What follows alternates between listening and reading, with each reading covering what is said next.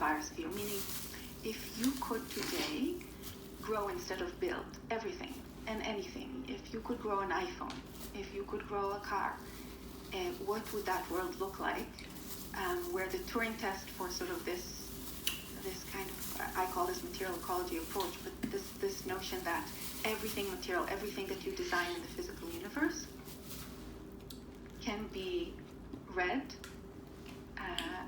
and written to as, or thought of, or perceived of as nature grown. That's sort of the Turing test for the company, or at least that's how I started. I thought, well, grow everything. That's sort of the slogan. Let's grow everything. And if we grow everything, is there a world in which driving a car is better for nature than a world in which there are no cars? Is it possible that a world in which you build buildings and cities, that those buildings and cities actually augment and heal nature as opposed to their absence?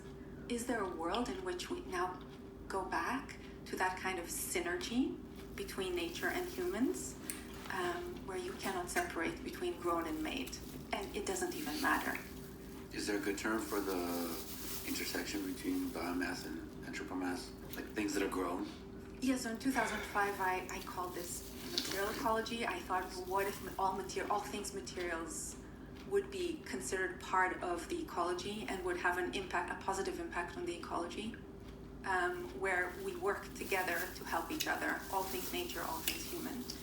And again, you can say that wisdom in nature exists in fungi.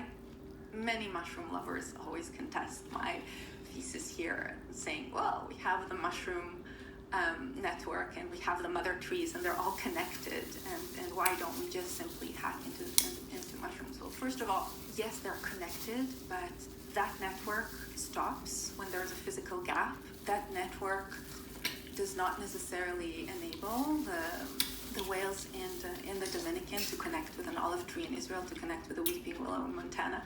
And that's sort of a world that I'm dreaming about. What does it mean for nature to have access to the cloud at the kind of bandwidth that we're talking about? Sort of think Neuralink for nature. Since the first computer, and you know this by heart probably better than I do, but we're both MIT lifers. We today have computational power that is 1 trillion times the power that we had in those times. We have 26.5 trillion times the bandwidth